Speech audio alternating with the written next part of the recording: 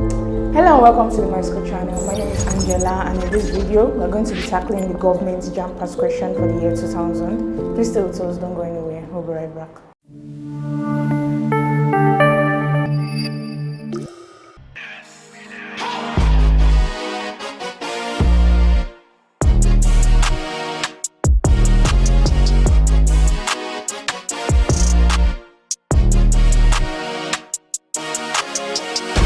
Welcome back to the Myschool channel. Like I said earlier, we're going to be tackling the government JAMB pass question for the year 2000. So in this video, we are going to be moving on to question 26 to 50. Let's begin with question 26. Regional consciousness in Nigeria was introduced by the A. Littleton Constitution, B. Clifford Constitution, C. Macpherson Constitution, and D. Richards Constitution. So the answer to this question is option D, Richards Constitution. Although federalism was officially stipulated in the Nigerian Constitution under Littleton, in the Littleton Constitution of 1954, regional consciousness was incited in Nigeria under Richard, in the Richards Constitution of 1946. So that is when Nigeria was officially divided into three regions: the northern region, the eastern region, and the western region. So these regions made up a federal system in Nigeria, but it was not officially in the Constitution until the Littleton Constitution of 1954. So this makes the answer to this question option D, Richards Constitution. Question 27. How many states were created in Nigeria in 1967? Option A, 21, option B, 19, option C, 12, and option D, 4. So the answer to this question is option C, 12. So on May 5th, 1967, General Yakubu Gowon divided Nigeria into 12 states.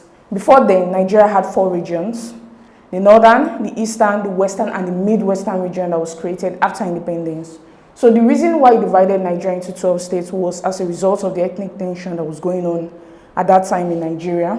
The eastern region in Nigeria was about to secede from the rest of Nigeria to create the country called Biafra. And so Yakubu Gowon wanted to prevent that, and so he decided to divide Nigeria into 12 states in order to create a more federal structure that would be under the administration of General Yakubu Gowon at the central level. So he divided Nigeria into 12 states on May 5th, 1967.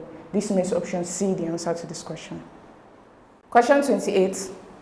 The day-to-day operation of public corporations is the direct responsibility of the A, management, B, union workers, C, supervising ministry, and D, board of directors. So the answer to this question is option A, management. Management is responsible for day-to-day operation within the public corporation. The board of directors, however, is responsible for oversight, for making major decisions within the company. So they make decisions that the management has to implement while it's taking care of the day-to-day operations within the public service. So do not be confused about management and board of directors. You can see more of this in our topic by topic video lesson under the topic public cooperation. If you want to subscribe for our government topic by topic video lesson, you can go down to the link in the description below. So for this particular question, the answer is option A, management. Question 29. Under the Independence Constitution of Nigeria, Dr. Nnamdi Azikiwe was A, head of state, B, governor general, C, prime minister, and D, lieutenant governor.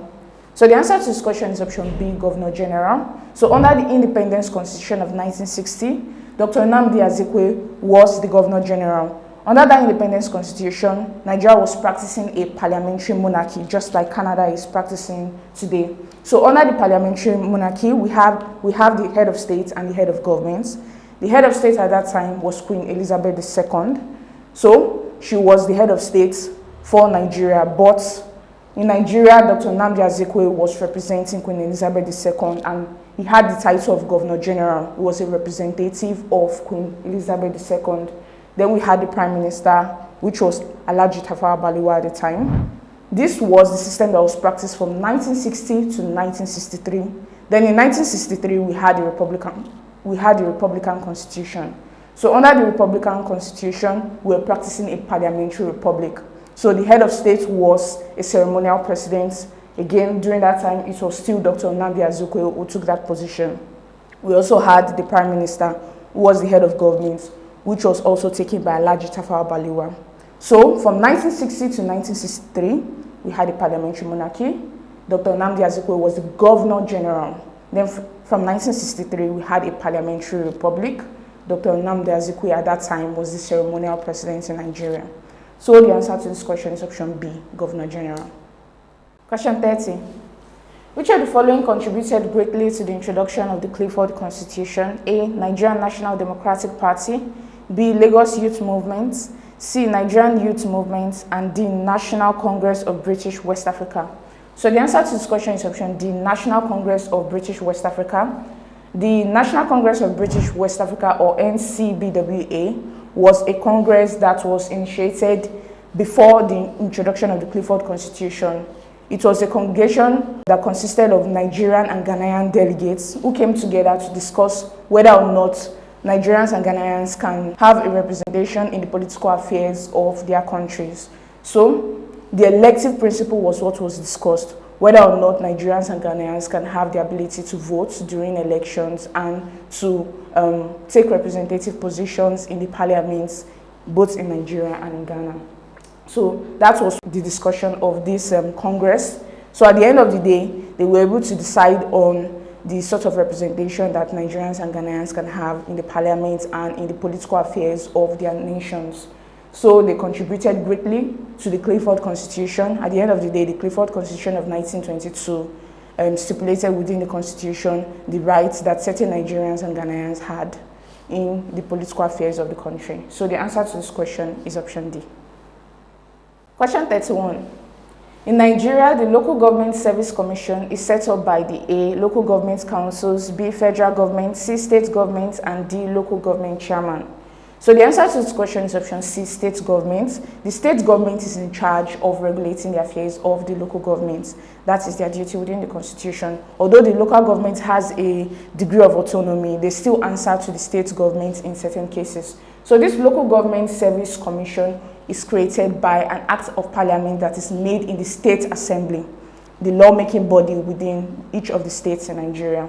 So each state has this Local Government Service Commission. This commission is designed for the recruitment, promotion, and discipline of local government staff to ensure that they continue to remain in line and continue to adhere to the dictates of the Constitution and to the laws stated within the acts that brought them into being. So the answer to this question is option C, State Government. Question 32. In the 1930s, the political movement that challenged the NNDP domination of Lagos politics was the A, NYM, B, AG, C, NPC, and D, NCNC. So the answer to this question is option A, NYM. The Nigerian National Democratic Party, or NNDP, was created in 1923, immediately after the Clifford Constitution was created. Remember that the Clifford Constitution allowed for the elective principle. It allowed for representation of Nigerians within the parliament and within the political affairs of the state. So as a result of that, this political party was created in order to allow Nigerians to contest for elections during the election cycle. So the NNDP dominated the political scene, especially in Lagos, the capital of Nigeria at the time. So they dominated the political scene and they were the ones that were providing representatives in the parliament and in other political affairs within the states. However, in 1935, the Nigerian Youth Movement was created. The Nigerian Youth Movement acted as an opposition to the Nigerian National Democratic Party, and they continued to challenge the NNDP in Lagos politics, in political affairs within Lagos. So the answer to this question is option A, NYM. Question 33. The Nigerian Public Complaints Commission, as the ombudsman, suffers most from A, poor knowledge of the workings of the public service, B, manipulation by political office holders, C, too many complaints to handle effectively, and D, lack of power to enforce its decisions. So the answer to this question is option D, lack of power to enforce its decisions. So the Nigerian Public Complaints Commission, or the Ombudsman, is responsible for receiving complaints from citizens within the country about the activities or the behavior of public officials so that they can recommend disciplinary actions. This recommended disciplinary actions is sent to the authority, the government authority in charge of this public official, so that they can actually mete out this discipline onto the public official. So the problem with this Nigerian Public Complaints Commission is that they do not have the authority to enforce any decision. They can only make recommendations as to disciplinary actions. They can't do anything. They can't punish the public official who has been indicted by the citizen. So as a result of that, the Nigerian Public Complaints Commission cannot do anything. It doesn't have the authority to enforce any decision that it makes. So this makes option D the answer to this question. Question 34. Residual powers in the 1979 Constitution of Nigeria were vested in the A, local and state governments, B, state governments, C, federal governments, and D, local governments.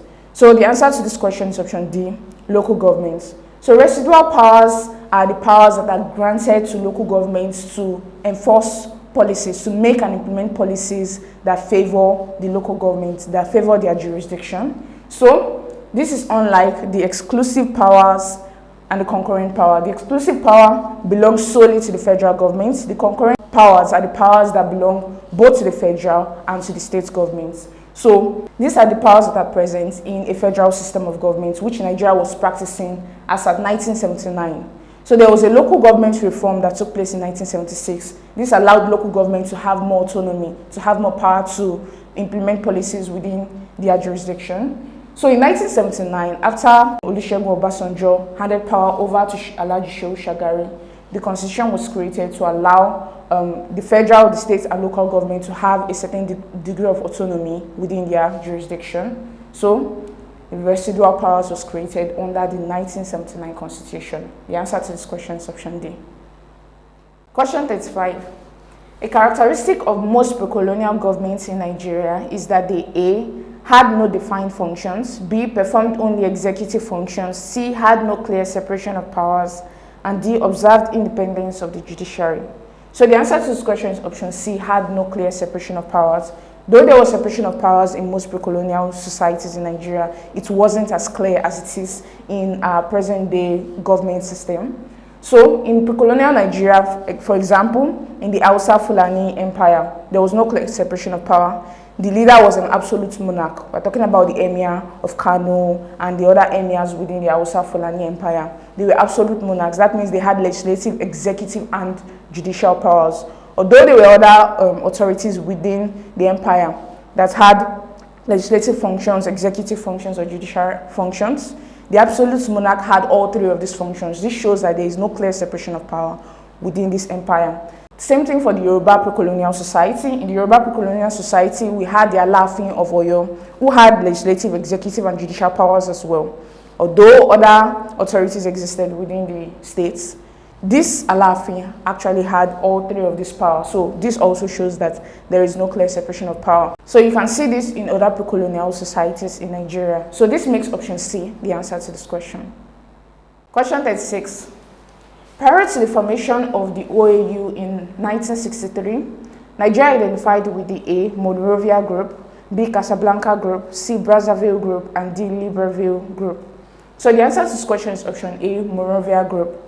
So in Africa, after independence for most African countries, they decided to come together as a group depending on where they leaned in terms of their ideology. So for Nigeria, Nigeria belonged to the Monrovia Group. The Monrovia Group had a more moderate approach to Pan-Africanism.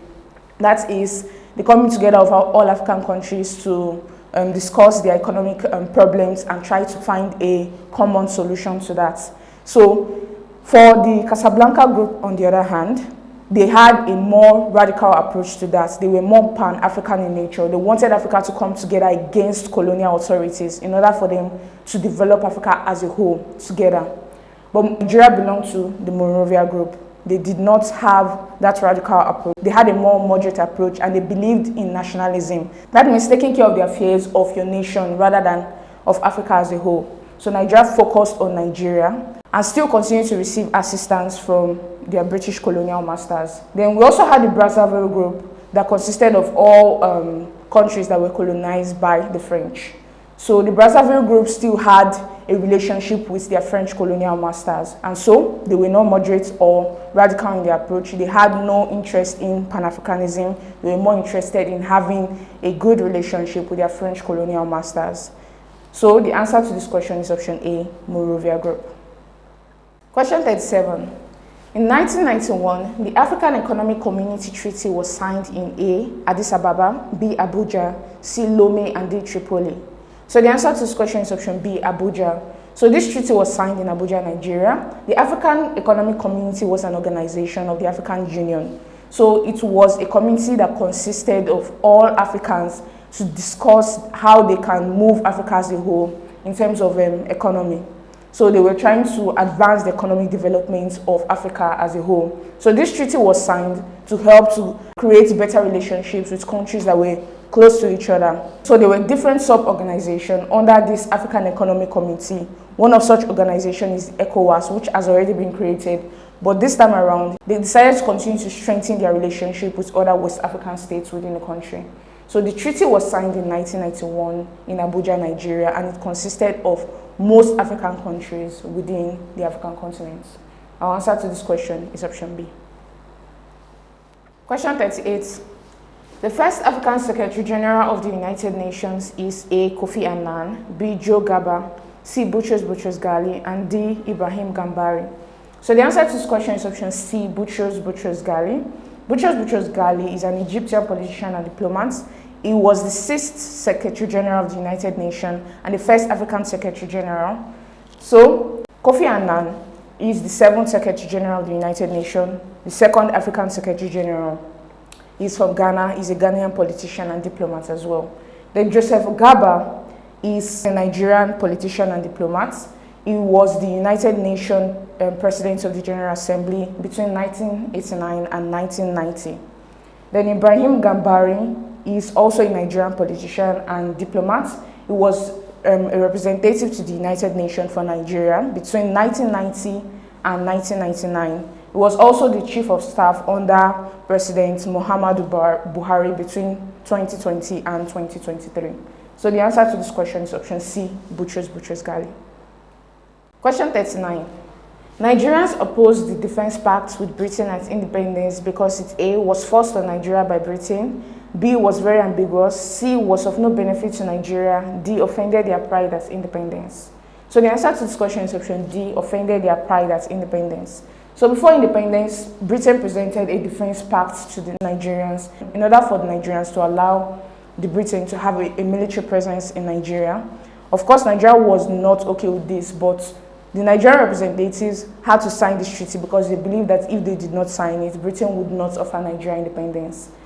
However, after independence, Nigerians started to complain about this pact because they believed that this was one of the methods of the Britons to have control over the Nigerian people. And so they pressured the Nigerian government to annul this pact. This led to a lot of protests, especially in University College Ibadan. Most of the students went to the state capital to protest against this defense pact. At the end of the day, the defense pact was annulled by the Nigerian government. So the answer to this question was D, it offended their pride at independence. Do you know you can take practice questions with our JAMB simulated CBT past question? All you need to do is to go down to the link in the description below. This takes you to the Myschool website where you can download the Myschool mobile app for your Android devices and the Myschool software for your laptops and computers. Please go ahead and start practicing. Now on to question 40. The Technical Aid Corps scheme in Nigeria aims at strengthening relations with A. countries in the Northern Hemisphere, B. countries in the Southern Hemisphere, C. African countries, and D. West African countries. So the answer to this question is option C, African countries. So the Technical Aid Corps is a scheme that was introduced by the federal government in Nigeria to allow the exchange of professionals within the Nigerian territories and other African countries, Caribbean countries, and Pacific countries. So this exchange of professionals allowed other countries to develop as well. It was aimed at trying to help in the development of other African countries, other Caribbean countries, and other Pacific countries. They exchanged professionals such as doctors, engineers, lawyers, etc. in order to ensure the development of other countries within these territories. So the answer to this question is option C, African countries. I believe you're enjoying this content. If yes, please do not forget to hit the like button, click on the subscribe button, and lastly tap on the notification bell to get informed as soon as we release the next videos. Question 41. Nigeria's quest for a leadership role in Africa hinges principally on A. military might, B. economic strength, C. size and population, and D. generosity. So the answer to this question is option B, economic strength. So Nigeria is constantly on a quest for leadership role within the African continent because they believe they have the economic strength to help to advance the development of the African population. So they also believe that they can invest in development projects and also to fund aids for other developing countries within the continent. So this is the reason why they are on a quest for leadership roles within the African continent. Although it may seem like size and population is the answer, but please note that the size and population does not help in the development of the African continent. So Nigeria's quest for leadership does not hinge on that. It hinges on the fact that they can adequately provide resources necessary to develop other countries, especially developing countries within the African continent. So the answer to this question is option B, economic strength. Question 42. Which of the following world powers was the first to come to Nigeria's aid during the Civil War? A, Britain, B, USA, C, Germany, and D, USSR. The answer to this question is option A, Britain. So in July 1967, Britain came to Nigeria's aid when Biafra was trying to secede from Nigeria during the Civil War. So the reason they came to Nigeria's aid was primarily economic. They had economic motives. They had a company called Shell in the eastern region in Nigeria, and they believed that if the war went on for a long time, they would not be able to get oil from the eastern region. And as a result of that, they helped to fund Nigeria's military endeavor in order to ensure that the war doesn't extend for a very long period of time. USSR was actually the strongest supporter of the Nigerian government, but their aid came much later, 1 month after Britain decided to fund the Nigeria's military efforts. So the answer to this question is option A, Britain. Question 43. Nigeria's relations with African countries are underscored by its policy of A, non-alignment, B, Afrocentrism, C, political diplomacy, and D, peaceful coexistence. So the answer to this question is option B, Afrocentrism. Afrocentrism was the policy adopted by Nigeria in relation with other African countries. The reason for this was in order to place Africa at the centerpiece of its foreign policy. They wanted the development of Africa as a whole, both politically, socially, and economically, to ensure that Africa continues to develop. The answer is not the policy of non-alignment. Though the policy of non-alignment is one of the foreign policies of the Nigerian people, it is actually a foreign policy that was targeted at the international community as a whole. They decided not to align with any of the ideologies that were out there at the time. At that time, during the Cold War, there was a war between the East and the West, between capitalism and communism, and Nigeria chose not to align with either of this ideological bloc. So that is the policy of non-alignment. It has nothing to do with Nigeria's relationship with the African continent. Our relationship with the African continent is centered on Afrocentrism, placing Africa at the centerpiece of her foreign policy. The answer to this question is option B. Question 44. The foreign policy thrust of the Babangida administration was A, economic diplomacy, B, war against narcotics, C, military aggression, and D, African interest. So the answer to this question is option D, African interest. During Ibrahim Babangida's era, Babangida decided to focus more on Nigeria's relationship with other African countries because at that time, the relationship with other African countries was strained as a result of previous military eras. And so, Ibrahim Babangida chose to mend this relationship. So at that time, he did this through the ECOWAS. During a civil war that was raging in Liberia, he was the one who sent military forces through the organization known as ECOMOG, which was under ECOWAS, to help to monitor the civil war that was going on in Liberia. This is one of his ways of focusing on the interests of the African people. Also, during the apartheid era in South Africa, he was an avid supporter of the blacks in South Africa to ensure that this apartheid regime came to an end. And so it came to an end in 1990. Babangida strongly supported the black South Africans in South Africa. So the answer to this question is option D, African interest. Do you have a question? Please feel free to ask your question by going down to the link in the description below. This takes you to the Myschool website where you can ask your question and a solution will be provided to you within a short period of time. Now on to question 45. One of the principal objectives of the OPEC is to A, harmonize the oil policies of member countries, B, discipline erring oil-producing countries, C, determine oil prices in the international market, and D, assist non-oil-producing developing states. The answer to this question is option A, harmonize the oil policies of member countries. So this is the principal objective of the Organization of Petroleum Exporting Countries, OPEC. So the reason why the organization was created is in order to ensure that the policies of selling oil, distributing oil across the international community was harmonized, to ensure that every member country benefited from producing oil within their country. So this is the primary objective of OPEC. It is not to determine oil prices in the international market. The determination of oil prices in the international market is through the laws of demand and supply, as it always works in the market.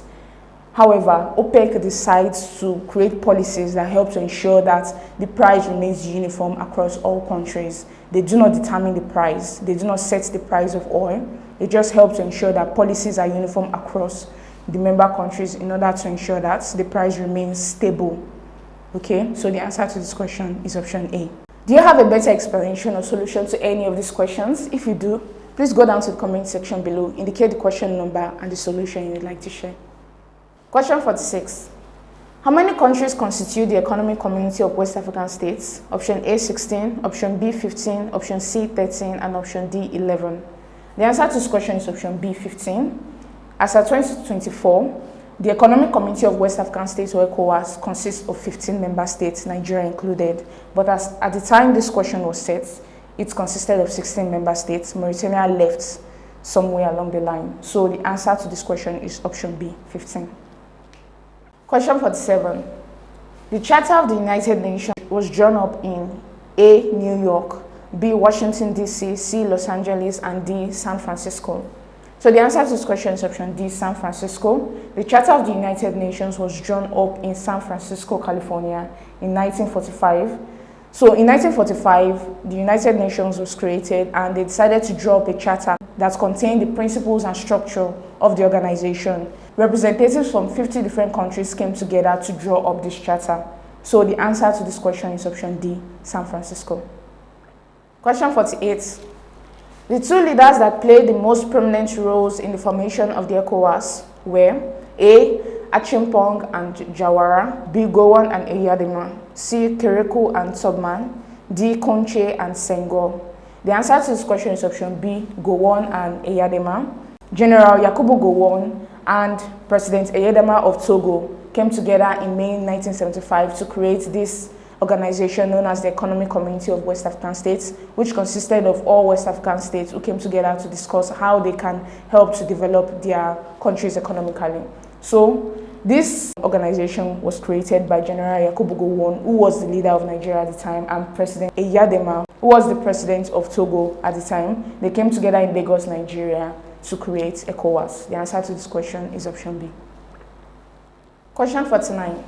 The Secretary General of the OAU is appointed by the A, Council upon the recommendation of the Assembly, B, Council upon the recommendation of the Secretariat, C, Assembly upon the recommendation of the Council, and D, Defense Commission upon the recommendation of the Secretariat. So the answer to this question is option C, Assembly upon the recommendation of the Council. So the Assembly, or the Assembly of Head of State and Head of Government, is the highest decision-making body in the Organization of African Union. So they were the ones responsible for making the final decision on who the Secretary General of the Organization of African Unity should be. So this is upon the recommendation of the Council. The Council is the Council of Ministers. It's made up of the ministers of all the countries that are members of the OAU. So they come together to decide who they should select as the Secretary General, and then they recommend this to the General Assembly. The General Assembly makes the final decision through a majority vote in the Assembly. So the answer to this question is option C. Question 50.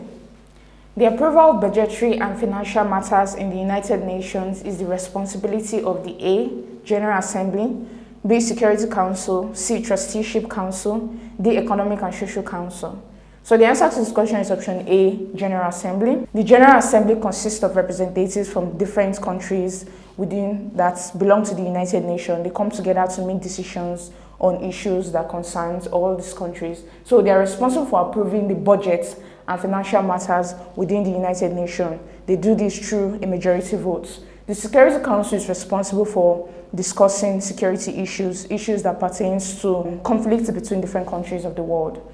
So they have nothing to do with budgetary or financial matters. The Trusteeship Council is a defunct organization of the United Nations. they were responsible for administering trust territories, territories that were controlled by the United Nations. Then the Economic and Social Council deal with economic and social issues and not budgetary or financial matters. So the answer to this question is option A, General Assembly. I believe you're enjoying this content. If yes, please do not forget to hit the like button, click on the subscribe button, and lastly, tap on the notification bell to get informed as soon as we release the next videos.